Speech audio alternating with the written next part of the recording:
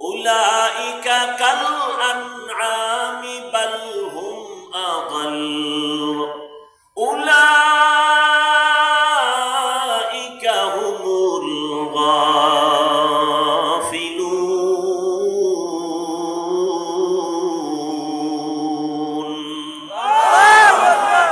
এই আয়াতে আল্লাহ বলছেন অধিকাংশ মানুষ জাহান্নামে যাবে। কেন? কারণ বলছেন এখানে তিনটা। এদের কলব আছে, কলব দিয়া গবেষণা করে না, ভাবে না। আমি চক্ষু দিছি দেখার জন্য দেখে না, আমি কান দিছি শোনার জন্য শুনে না। উলাইকা কাল আনআম, এই মানুষগুলো পশুর মতো, চতুষ্পদ জানোয়ারের মতো। আল্লাহ কয় না না, বাল হুম আদাল, বরং এই চতুষ্পদ পশুর থেকেও তারা খারাপ। উলাইকা হুমুল গাফিলুন, এরা জাহান্নামী। কে কয়? আল্লাহ বলেন। পশুর থেকে খারাপ কেন?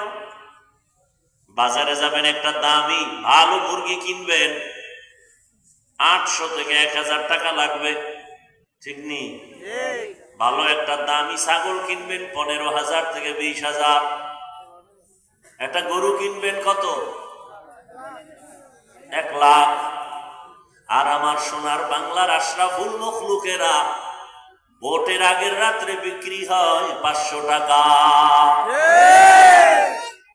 ছাগলের চেয়েও খারাপ। ছাগল তো 15,000, গরুর চেয়েও খারাপ। গরু তো 1 লাখ। কথা বলেন না কেন? আমি যদি অযৌক্তিক বলি বলেন, আমি মাপ চাই, ক্ষমা চাই, তওবা করি। কি অযৌক্তিক বলছি? এই যুবক, তোমার রক্ত কি এখনো গরম হয়নি? তোমার লাইনের জাতি ভাইটা রক্ত দিয়া প্রমাণ করে গেল তুমি এখনো ঘুমিয়ে আছো। গোটা দুনিয়াটাকে জাগরণ তৈরি করে গেল আর বলে গেল দুনিয়ার মানুষ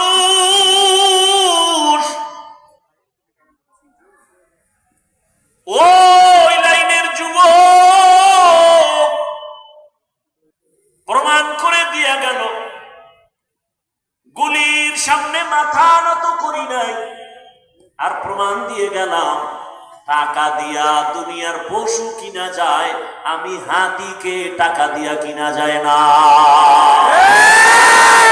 তুকু যাও সুন্নতে আহমদ কুজা, তুকু যাও সুন্নতে আহমদ কুজা, বা মুহাম্মদ কে বুয়াদ নিসবত তোরা মান আহাব্বা সুন্নতি কওলে রাসূল মজদায়ে কানা মাই হাম কুন কবুল। আয়াত আর হাদিস পড়ছি খুতবায়, এটির তরজমা না বলার আগেই বয়ান অর্ধেক হয়ে গেছে। খালি এই মানুষগুলোকে একটু মন ঠিক করার জন্য হুদা আবেগে চিল্লায়, মোবাইল নিয়ে ব্যস্ত।